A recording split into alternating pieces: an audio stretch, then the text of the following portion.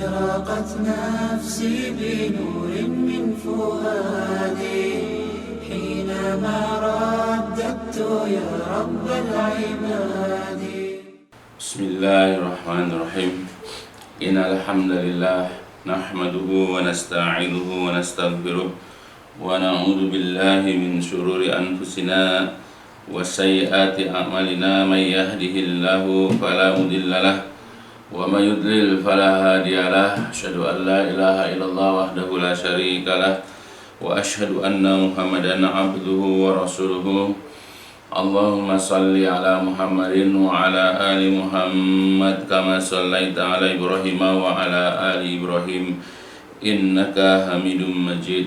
اللهم بارك على محمد وعلى آل محمد كما باركت على إبراهيم وعلى آل إبراهيم إنك حميد مجيد. أما بعد فإن أصدق الحديث كتاب الله وخير الهدي هدي محمد صلى الله عليه وسلم وشر الأمور محدثاتها فإن كل محدثة بدعة وكل بدعة ضلالة وكل ضلالة في النار. Alhamdulillah, kesempatan ini kita bisa lanjutkan kajian tentang surga dan neraka. Dan sekarang kita akan bahas Al-Faslus Salis ya, dari kitab Al-Jannatu wan Nar. Ini kita bahas pasal yang ketiga tentang sifat ya, dari An-Nar, sifatun nar, tentang sifat daripada neraka. Dan pembahasan pertama adalah tentang makan nar, tempat ya, letak atau posisi neraka. Ikhtalafal ulama fi mauqi'in naril an. Jadi para ulama mereka berselisih paham, berbeda paham tentang letak atau posisi neraka sekarang ini. Di mana tempat, di mana letak neraka sekarang ini. Jadi kita sudah pelajari dulu bahwa surga dan neraka ini adalah dua makhluk Allah yang telah Allah ciptakan dan sekarang ada. Nah, yang jadi persoalan sekarang adalah letaknya neraka itu dan surga itu di mana. Nah, ini yang terjadi khilaf ya, terjadi ikhtilaf atau perselisihan, perbedaan paham di antara para ulama. Faqala ba'duhum, berkata sebahagian mereka, hiya fil ardi sufla. Ya, neraka itu kata sebahagian para ulama letaknya di bumi yang paling bawah.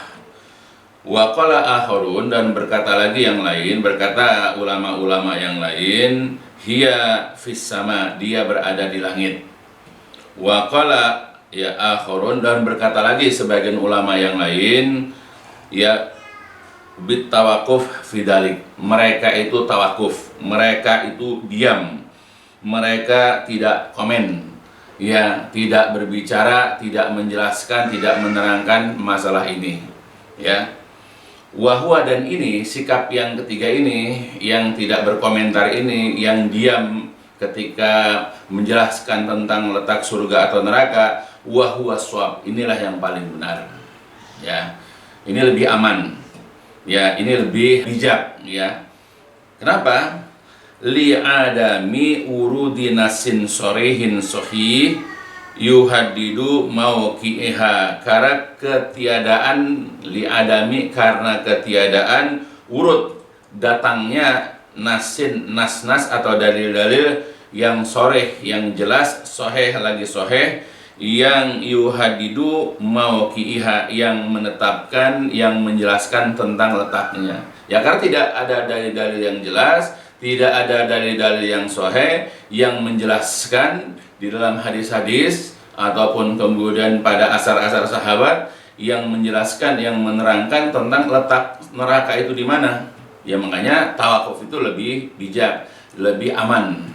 Wa min, dan diantara alladzina, orang-orang yang tawakafu bihada, diantara orang-orang yang tawakuf ya, orang-orang yang diam, tidak komentar tentang masalah ini adalah Al-Hafiz As-Suyuti. Al-Hafiz yaitu Imam As-Suyuti.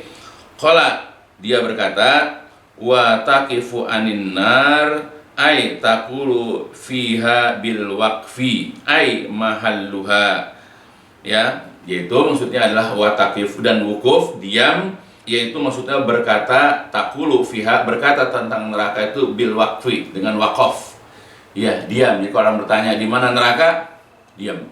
Tidak komen, tidak berbicara, tidak berkomentar, tidak menjelaskan, tidak menerangkan. Ya, atau kalau bahasa kita no comment. Ya, gitu. Nah, itu apa? Yaitu tentang mahalluha, tentang tempatnya neraka itu di mana.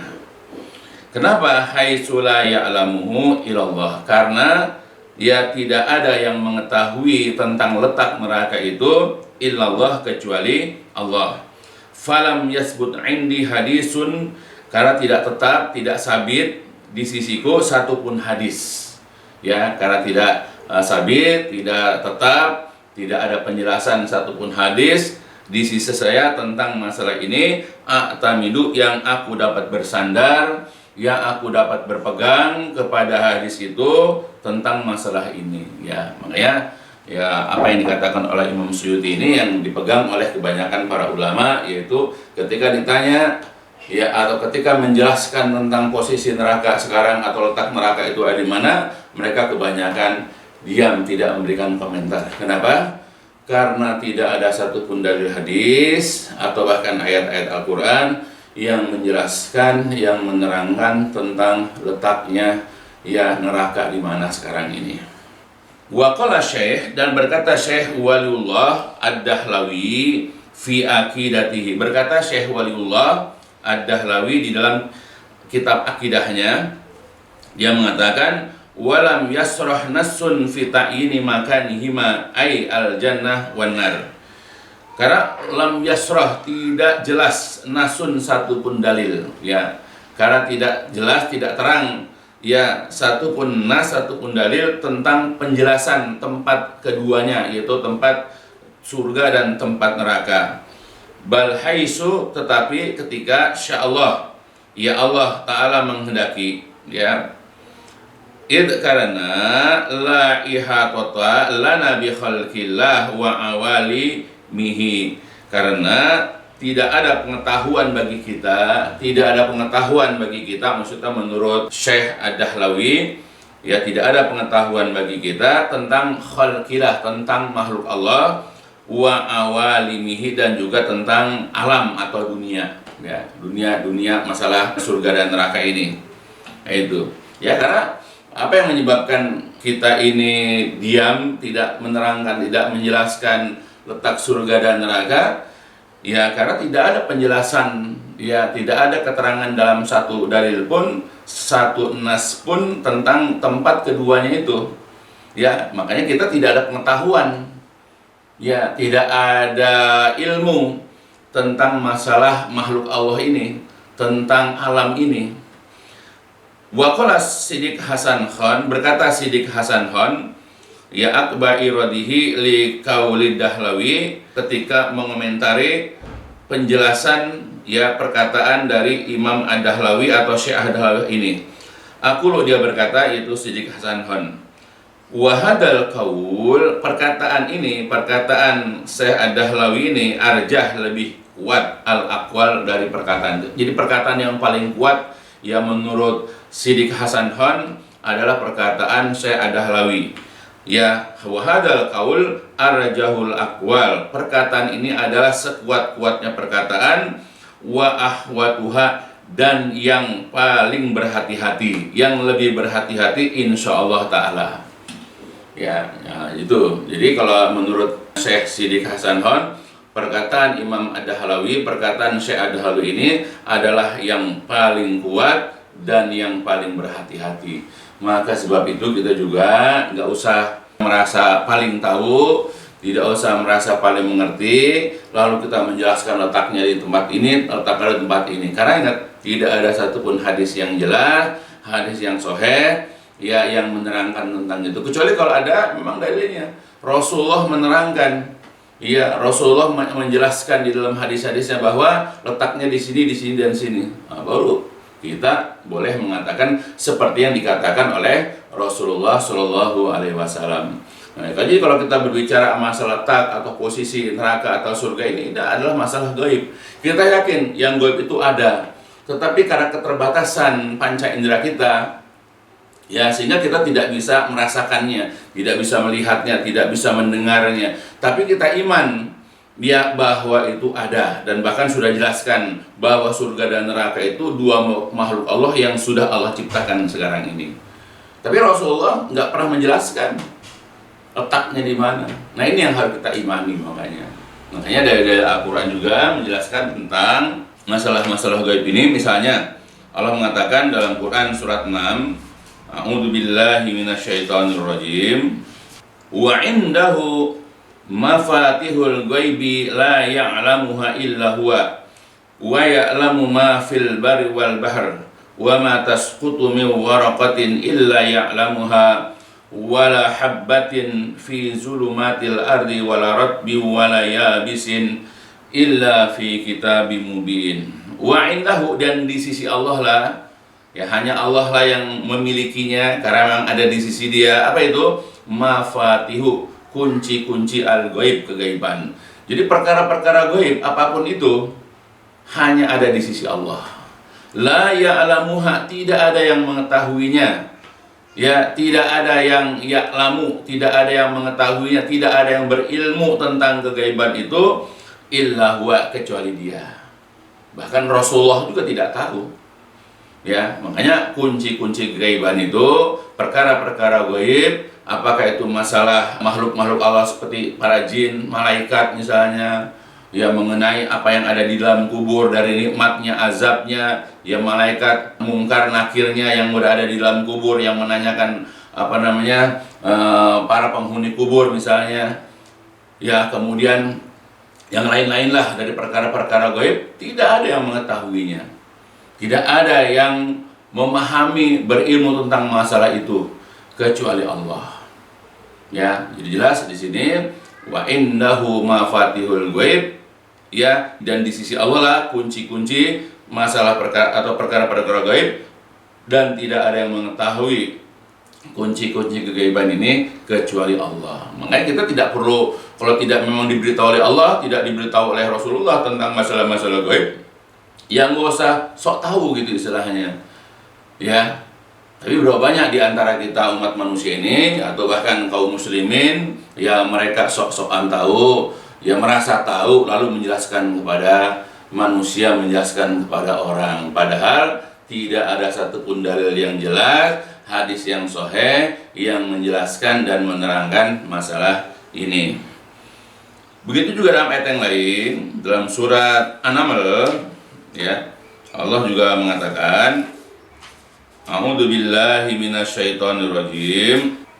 Qul la ya'lamu man fis samawati wal ardil ghaiba illallah wa ma yash'uruna ayyana yub'atsun. Katakanlah wahai Nabi, ya, la ya'lamu, tidak ada yang mengetahui, man, orang-orang yang berada di samawati, fis samawat, di langit.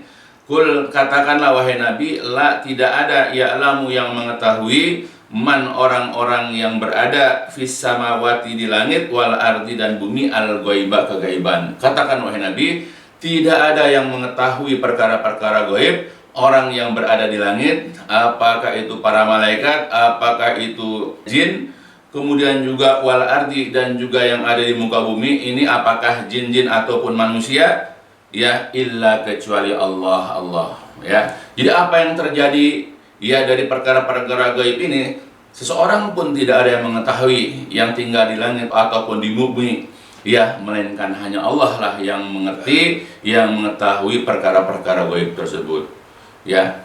Nah, jadi ayat ini sudah menjelaskan kepada kita bahwa tidak ada yang mengetahui perkara gaib siapapun yang ada di langit dan bumi kecuali Allah. Oleh karena itulah, ya, istri Nabi Aisyah radhiyallahu anha pernah mengatakan, wa man za'ama annahu yukhbiru bima yakun, ya, waman, dan barang siapa, za'ama, yang menduga bahwasanya Nabi, yukhbiru, dapat mengabarkan, bima yakun, apa yang akan terjadi, fi godin, di esok hari, ya. Jadi barang siapa yang menyangka bahwa Nabi dapat memberitahukan, ya, dapat mengabarkan, ya, tentang apa yang akan terjadi besok, faqad a'zama 'alallahi fariyah, maka sungguh-sungguh dia telah melakukan, ya, perbuatan dusta yang paling besar terhadap Allah, ya, gitu. Jadi siapapun orang yang menyangka bahwasanya Nabi dapat mengabarkan apa yang akan terjadi besok, berarti orang ini telah mengadakan perbuatan dusta atau kebohongan yang paling besar terhadap Allah. Kenapa? Karena Allah pernah mengatakan tadi dalam Al-Quran, "Qul la ya'lamu man fis samawati wal ard al-ghaiba illallah." Katakanlah, tidak ada yang mengetahui kegaiban orang-orang yang berada di langit dan di bumi kecuali Allah, seperti surat 27 tadi. Nah itu. Jadi kalau ada orang yang mengatakan bahwa Nabi mengetahui apa yang terjadi esok, berarti dia telah berdusta atas nama Allah. Ya, berarti dia telah berbohong kepada Allah. Begitu juga kalau andai kata ada orang misalnya mengatakan bahwa surga letaknya di sini, neraka letaknya di sini, tempatnya di sini, tempatnya di sini, dia sudah berdusta karena Allah tidak menerangkan dalam Al-Quran. Dan orang ini pun sudah berbohong atas nama Nabi, karena Nabi juga tidak pernah menjelaskan tentang letak dan surga dan neraka. Ya, makanya paling aman kita kalau ditanya atau menjelaskan tentang di manakah letak surga dan neraka, paling aman adalah tawakuf. Ya, al-qaul bil waqfi, berkata dengan diam. Itu maksudnya tidak berkomentar tentang masalah ini. Begitu juga kisah yang lain. Ya, Allah mengatakan, "A'udzu billahi minasyaitonir rajim. Qul la amliku li nafsi naf'an wa la darran illa ma sya'allah. Walau kuntu a'lamul ghaiba lastaksartu minal khairi wa ma massani as-su' in ana illa nadhiru wa basyirul liqaumi yu'minun." Katakan wahai Nabi, aku tidak dapat mendatangkan manfaat dan tidak pula mudarat untuk diriku sendiri kecuali apa yang dikehendaki oleh Allah. Nah ini kita ambil, walau kuntu a'lamul ghaiba lastaksartu minal khair. Kalau seandainya aku mengetahui perkara gaib, ya, kalau seandainya aku, kata Nabi, mengetahui hal-hal gaib, tentu aku akan memperbanyak dari melakukan kebaikan dan tidak akan keburukan menimpa diriku. Kalau Nabi mengetahui kebaikan, maka Nabi hanya mencari hal-hal yang baik untuk dirinya. Nggak mungkin Nabi mengirim pasukan dalam peperangan lalu kalah dalam pertempuran, nggak mungkin. Ya, nggak mungkin Nabi berdakwah lalu kemudian ditolak di dalam dakwah itu. Menunjukkan bahwa Nabi tidak mengetahui bahwa ketika Nabi berdakwah di Thaif ditolak oleh orang Thaif, ketika perang Uhud, ya ketika misalnya perang Hunain mengalami kekalahan dalam peperangan misalnya. Kalau andai kata Nabi tahu apa yang akan terjadi besok, ini menunjukkan bahwa Nabi dalam beberapa perkara tidak mengetahui perkara gaib kecuali yang memang Allah jelaskan, yang Allah terangkan kepada beliau. Ya, maka ya dengan dalil ini juga bahwasanya Rasulullah itu adalah ya manusia seperti kita yang tidak mengetahui perkara-perkara gaib. Maka ketika Allah tidak menjelaskan kepada Rasulullah tentang keberadaan tempat atau letaknya surga dan neraka, ya Nabi juga tidak berani menjelaskannya. Maka kalau tidak ada keterangan dari Allah dalam Al-Quran, tidak ada penjelasan dari Nabi, ya maka kita pun sebaiknya diam. Ya, karena ini adalah lebih aman, kita lebih berhati-hati, dan inilah yang memang harus kita lebih pegang. Ya, karena diam dalam perkara yang tidak kita ketahui ini adalah lebih baik. Ya, jadi tidak semua perkara yang ditanyakan, yang hendak kita jelaskan itu harus kita jelaskan. Ada hal-hal yang memang kita tidak ketahui itu, ya kita mengatakan tidak tahu. Ya, bahkan di dalam beberapa dalil saja kita kalau seandainya ditanya orang ya tentang suatu perkara agama yang sebetulnya ada ilmunya, ada dalilnya, tapi kita tidak tahu, maka kita sebaiknya mengatakan Allahu wa rasuluhu a'lam. Allah dan Rasulnya lah yang lebih mengetahui. Ya, bahkan di dalam sebuah riwayat saja ketika ada orang bertanya kepada Rasulullah tentang tempat apakah yang paling Allah cintai, kemudian Rasul mengatakan, saya tidak tahu, nanti saya tanyakan kepada malaikat Jibril misalnya. Kemudian ketika datang malaikat Jibril, Rasulullah bertanya kepada malaikat Jibril alaihissalam tentang tempat apa yang paling Allah sukai. Kemudian malaikat Jibril juga mengatakan, saya tidak tahu, nanti saya akan tanyakan kepada Allah tempat apa yang paling disukainya. Kemudian selang beberapa lama datanglah malaikat Jibril menjelaskan, menerangkan kepada kami, mendatangi dan menjelaskan kepada Nabi tentang tempat yang paling disukai dan tempat yang paling dibenci oleh Allah. Kemudian dijelaskan bahwa tempat yang paling disukai Allah itu adalah masjid-masjid, dan tempat yang paling dibenci oleh Allah adalah pasar-pasar. Nah, itu bisa dilihat dalam hadis riwayat Ahmad. Ya, mungkin Ustaz kita akan bahas seperti itu. Ya, jadi artinya ketika Rasul ditanya dan Nabi nggak tahu, Nabi mengatakan saya tidak tahu. Bahkan ketika Nabi bertanya kepada malaikat Jibril juga tidak tahu. Malaikat mengatakan saya tidak tahu. Ya, beda dengan orang sekarang, beda dengan dai-dai zaman sekarang. Dia tidak tahu, ya, tapi karena pintarnya dia beretorika, pandainya berorasi, sehingga orang terperangah, takjub dengan ucapannya, padahal esensi dari ilmunya tidak ada. Nah, ini kita harus berhati-hati. Sesuatu yang memang tidak kita ketahui, ya ada dalilnya, cuma belum nyampe dalilnya ke kita, misalnya. Belum sampai ilmunya ke kita aja nggak usah sok tahu gitu istilahnya. Udah katakan aja, la adri. Fa inna minal ilmi ayakula lima laya'lam la adri. Karena mengatakan saya tidak tahu dari apa yang dia tidak tahu, itu termasuk daripada ilmu. Jadi termasuk berilmulah seseorang kalau seandainya dia ditanya tentang suatu ilmu, dia mengatakan saya tidak tahu. Itu kata seorang sahabat, yaitu Ibnu Mas'ud radhiyallahu anhu. Makanya kita juga begitu. Apalagi ini tidak ada dalilnya sama sekali. Ya, bahkan orang-orang sekaliber misalnya tadi Syekh Ad-Dahlawi misalnya, begitu juga Siddiq Hasan Khan misalnya, Imam As-Suyuti aja mengatakan bahwa berkenaan dengan masalah lokasi, tempat, posisi, letaknya dari surga dan neraka itu di mana, nggak ada dalilnya. Ya mereka juga mengatakan ya tadi, ya udah lebih aman adalah tidak berkomentar, tawakuf dalam masalah ini. Ya, jadi yang ada dalilnya saja dan belum sampai ilmunya kepada kita katakan kita tidak tahu, saya tidak tahu, dan perkataan saya tidak tahu ini tidak akan meruntuhkan kemuliaan seseorang itu di hadapan Allah. Bahkan boleh jadi kemuliaannya akan bertambah di sisi Allah karena ketidaktahuannya itu, dibandingkan orang yang tidak tahu lalu menjelaskan sesuatu yang dia tidak tahu kepada orang lain. Ya, nah itu apalagi sekarang tidak ada dalilnya, maka itu lebih aman. Jadi berdasarkan kepada bab di sini, kepada pembahasan yang pertama tentang sifat daripada neraka, di manakah letaknya, di manakah posisinya, di manakah lokasi surga dan neraka sekarang ini, maka paling aman kita mengatakan saya tidak tahu, ya, atau kita mengatakan tidak ada komentar dalam masalah ini. Kenapa? Karena tidak ada satupun dalil yang jelas, tidak ada satupun hadis yang sahih yang menjelaskan ya tentang letak, posisi dan lokasi surga dan neraka ini di dalam ayat-ayat Al-Quran ataupun hadis-hadis Nabi Shallallahu Alaihi Wasallam. Ya, mudah-mudahan dengan penjelasan singkat ini kita bisa pahami dan bisa menjadi tambahan pengetahuan dan keimanan buat kita tentang hal ini. Ya, mudah-mudahan bisa dipahami, dan sebelumnya diakhiri dengan walhamdulillahirabbil alamin, subhanakallahumma wa bihamdika asyhadu an la ilaha illa anta astaghfiruka wa atubu ilaik. لسوف أعود يا أمي أقبل رأسك